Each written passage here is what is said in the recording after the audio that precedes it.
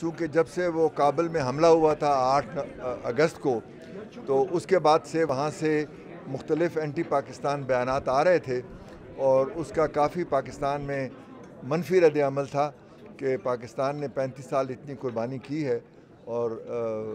इसके बाद इस किस्म का एंटी पाकिस्तान कैंपेन जो है परसिस्टेंट लेवल पर, वो हमारे ताल्लुकात के लिए बेहतर नहीं है। तो इस मकसद इस दौरे का और मुलाकातों का सबसे पहला ये था कि ट्रस्ट और कॉन्फिडेंस बहाल किया जाए और जो गलतफहमियाँ हैं उनको दूर किया जाए। तो प्रेसिडेंट अशरफ गनी ने इससे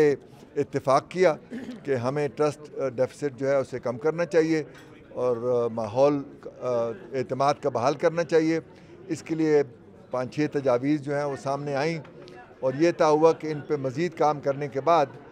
एक मेमोरेंडम ऑफ म्यूचुअल ट्रस्ट वो फार्मली साइन किया जाए आने वाले दिनों में, ताकि आइंदा ऐसे वाक़यात ना हों।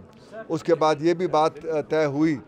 कि जो हमारे इकनॉमिक रिलेशंस हैं उनको बेहतर किया जाए, तो अफ़गान फ़ॉरेन मिनिस्टर का फर्स्ट वीक ऑफ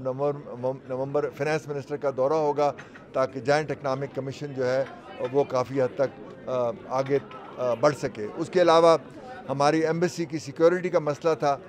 उस पर भी उन्होंने अश्योर किया कि आइंदा आपको कोई फ़िक्र नहीं होगी, वो सिक्योरिटी भी बढ़ा दी गई है और जैसे जैसे एंटी पाकिस्तान बयानात कम होंगे इस मीटिंग के हवाले से, तो ख़ुद ब खुद वहाँ पे जो सिक्योरिटी का एटमॉस्फेयर है वो बेहतर हो जाएगा।